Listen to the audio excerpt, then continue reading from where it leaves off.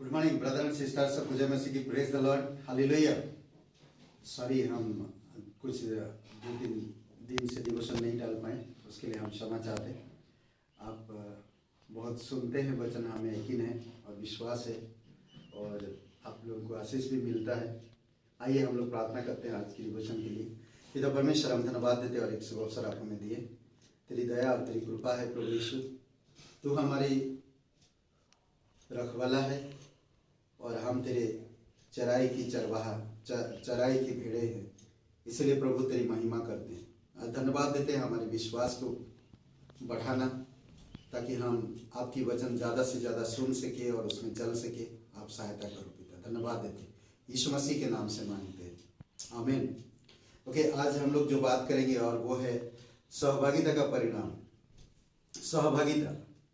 सहभागिता मतलब कि साथ भाग देना ना, साथ रहना, पार्टिसिपेट करना, सहभागिता।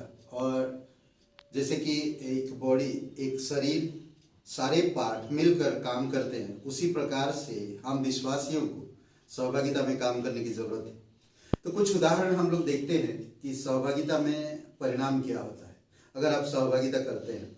मार्था मारियम के जीवन को आप अगर देखेंगे, मार्था मारियम लाजर का जीवन को, और ये आपको मिलेगा, बहुत खूबसूरत यहाँ पर है। सबसे पहली बात हम देखते हैं दुख में खुशी, जैसे मारियम ने अनुभव किया। यूहन्ना का 11 अध्याय वचन 32 में जब मारियम वहां पहुंची जहां यीशु था, तो उसे देखते ही उसके पांव पर गिर पड़ी और कहा, हे प्रभु, यदि तू यहाँ होता तो मेरा भाई ना मरता। अभी सोचिए, एक जवान भाई को खोना बहनों के लिए कितना तकलीफ का समय था, कितने दुख का घड़ी था। और मार्था मारियम को बहुत दुख में लोग दिलासा दे रहे हैं, लोग आश्वासन सांत्वना दे रहे हैं। ऐसे हालात में, ऐसे समय पर यीशु वहां पर आता है। सोचिए कि जब उनका दुख की घड़ी चल रहा था और लाजर बीमार था, यीशु मसीह आया नहीं मिलने तक।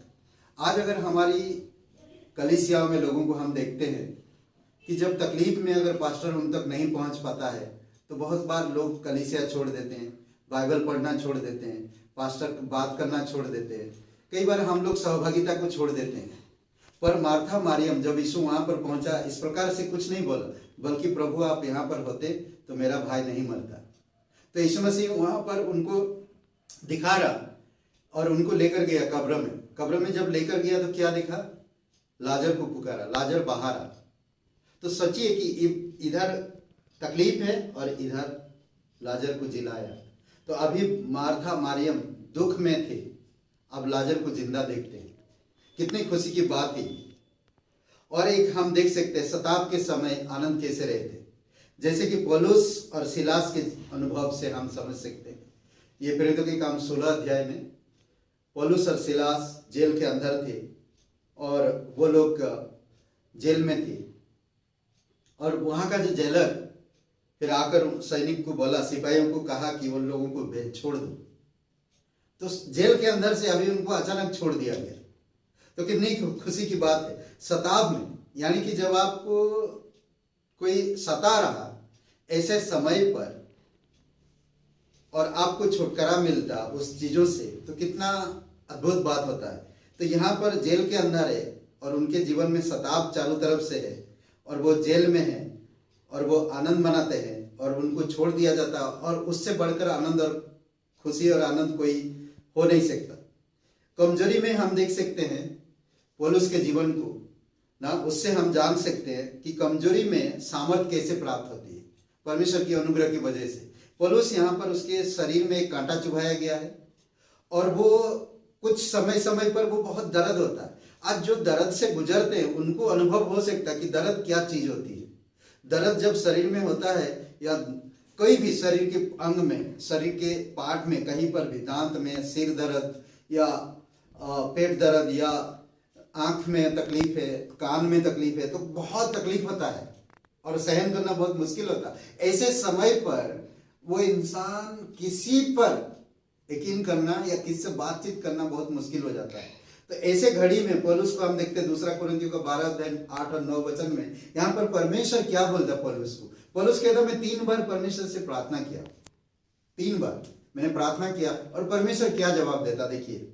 कहता इसके विषय में मैंने प्रभु से 3 बार विनती की कि मुझसे यह दूर हो जाए, पर उसने मुझसे कहा मेरा अनुग्रह तेरे लिए बहुत है, क्योंकि मेरी सामर्थ निर्बलता में सिद्ध होती है, इसीलिए मैं बड़े आनंद से अपनी निर्बलताओं पर घमंड करूंगा।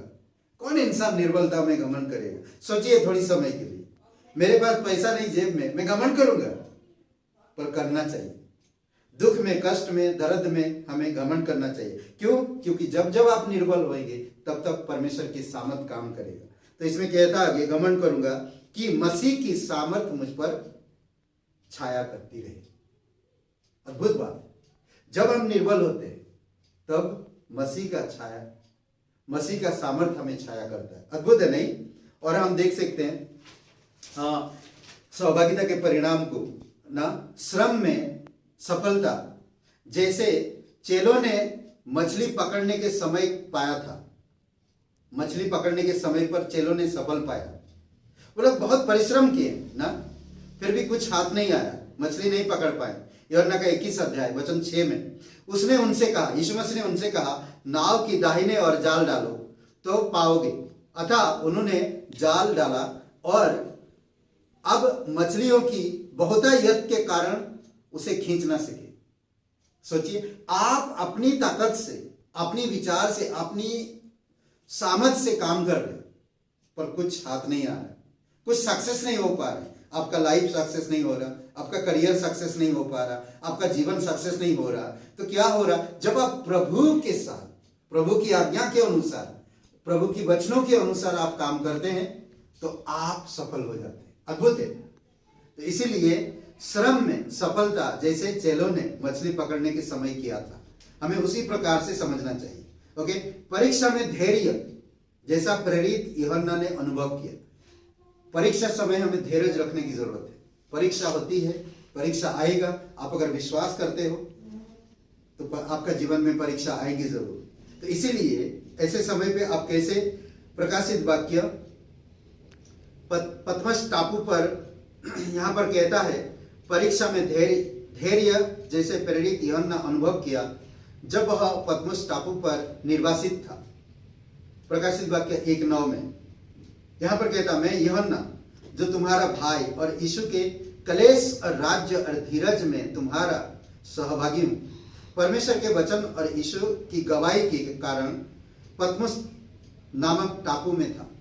उसी समय वो दर्शन मिला, धैर्य के साथ वहां पर रहा, काल कोठरी में रहता। सोचिए कि काल कोठरी में सूरज की रोशनी, दिन की रोशनी भी नहीं मिल पाता था, काल कोठरी में रहता था। ऐसे समय पर, और निर्वासन मतलब कि अपनी शहर, अपनी घर से बहुत दूर, ऐसे जगह पर वो परमेश्वर के अनुग्रह में बना हुआ था, उसी की सहभागिता में था और उसने प्रकाशित वाक्य लिखा। अद्भुत है नहीं? धैर्य रखना परीक्षा के समय। दूसरी एक शब्दों में परीक्षा में विक्ट्री, परीक्षा के समय विक्ट्री कैसे प्राप्त करेंगे? हम यूसुफ के जीवन को हम देख सकते हैं। यूसुफ का जीवन में बहुत सारे आरोप, बहुत सारे तकलीफ, बहुत सारे चीजों में वो गुजरा और एक दिन मिस्र में बहुत बड़ा आदमी बना। कैसे वो इतना बड़ा आदमी बना? इतना बड़ा आदमी बनने के बावजूद भी पतिपेर का पत्नी ने उसे आरोप लगाया कि वह मेरे साथ गलत व्यवहार किया, मेरे साथ कुकर्म किए, और उस पर गलत इल्जाम लगा के और उसको जेल में रखा। परंतु परमेश्वर की अनुग्रह उस पर था और एक दिन वो बहुत बड़ा इंसान बना। उसने क्या कहा देखिए, उत्पत्ति का 39 और वचन 9 में, इस घर में मुझसे बड़ा कोई नहीं और उसने तुझे छोड़ जो उसकी पत्नी है मुझसे कुछ नहीं रख छोड़ा, इसीलिए भला मैं ऐसी बड़ी दुष्टता करके परमेश्वर का अपराधी क्यों बनूं? फिर भी उस पर आरोप लगाकर उसको जेल में डाला गया। पर एक दिन परमेश्वर उस जेल से निकालता है और उसे विजय देता है। और हम देखते हैं उसके जीवन को किस तरह से मिस्र में अपने परिवार को संभाला और मिस्र के लोगों को संभाला। आखिरी में हम उलझन में अगुवाई, परमेश्वर, आप कई बार हमारे जीवन में हम उलझन में पड़े रहते हैं, कई बार हम वचन पढ़ते पढ़ते वचन को समझ नहीं पाते, उलझन में रहते, हमारे जीवन की उलझन में कई बार हम पड़े रहते। यहाँ पर हम एक देख सकते हैं, बहुत अच्छा उदाहरण है, और वो है प्रेरितों के काम के 8वें अध्याय 26, 29, 31 वचन में। यहाँ पर 2 लोगों की कहानी है। एक परमेश्वर का चेला है जो फिलिपुस है, जो परमेश्वर पे परिपूर्ण पवित्र आत्मा से भरा रहता है हमेशा, और परमेश्वर की प्रचार के लिए हमेशा तैयार रहता है। और दूसरा एक है जो खोजा है, करेक्ट। कुछ देश का खजांची ने कहा, जब तक कोई मुझे ना समझाए तो मैं कैसे समझूं। उसने फिलिपुस से विनती की कि वह चढ़कर उसके पास बैठे, उसके रथ में। 29 वचन में कहता, तब आत्मा ने फिलिपुस से कहा, निकट जाकर उस रथ के साथ हो ले। अद्भुत बात है। जो समझ नहीं पा रहा था, वो ऐसा है कि किताब पढ़ रहा था और भेड़ के नाई बलिदान के ऊपर, यीशु मसीह के बलिदान के ऊपर पढ़ रहा था, समझ नहीं पा रहा था। परंतु जब फिलिपुस ने गया और उसको समझाया तो वो समझ गया। उलझन से अगुवाई मिला उसे। कई बार आप और मेरी जिंदगी उलझन में है, कई बार हमारी आत्मिक जीवन उलझन में है, कई बार हमारी बहुत सारे ऐसी चीजों में हम उलझन में रहते हैं। बट परमेश्वर के पास आइए, परमेश्वर की आत्मा आपको उलझन से निकालेगा। सहभागिता का एक बहुत से ऐसे कारण हैं, और भी ऐसे बहुत सारे कारण हैं जो आप सहभागी करते रहो। प्रार्थना में अलग अलग जगह पे, बाइबल स्कूल में, कलीसिया में, प्रार्थना प्रे मीटिंग में, अलग अलग जगह पे आप सहभागी मत छोड़ो। सहभागिता का बहुत से ऐसे परिणाम जो हमें मिलता है और हम उसके अनुभव में बढ़ सकते हैं। आमीन। आइए प्रार्थना करते हैं। जीवित और पराक्रमी परमेश्वर पिता, हम धन्यवाद देते, तेरी दया और तेरी कृपा है। तेरे भाई बहनों को पिता, तेरे संतानों को तू अगुवाई कर, तेरी पवित्र आत्मा से भरे रहे, बुद्धि और समझ के साथ बुराई से अलग रहकर तेरी बुद्धि और समझ में बढ़ सके, विश्वास में स्थिर रह सके। और पिता, जिस तरह पौलुस कहता, मैं तो एक रंग की तरह, एक धूल की तरह, और मैं जानता हूं इस जीवन में मैं कुछ भी नहीं हूं, परंतु मैं कुश्ती लड़ चुका हूं, और अच्छा मैं अपनी विश्वास की रखवाली कर चुका हूं, और मैं दौड़ पूरी कर चुका हूं। मेरे लिए तो स्वर्ग में मुकुट रखा। ये गर्व से हम तभी कह पाएंगे जब हम सहभागिता में परमेश्वर के राज्य में मजबूती के साथ बढ़ पाएंगे और विश्वास से काम कर पाएंगे। धन्यवाद देते, प्रत्येक भाई बहनों को अगुवाई करो, घर परिवार, कामकाज, स्कूल, कॉलेज, प्रभु हर जगह पे आपकी अनुग्रह, आपकी दया बनाए रखो। धन्यवाद देते, स्तुति महिमा करते। प्रार्थना सर्वशक्तिमान हमारे उद्धारकर्ता प्रभु यीशु मसीह के नाम से मांगते हैं, आमीन। हे ब्रदर एंड सिस्टर, सबको जय मसीह की। Praise the Lord, hallelujah. शुभ रहे दिन आपका। लाइक करें, कमेंट करें और शेयर करें। बहुत बहुत धन्यवाद।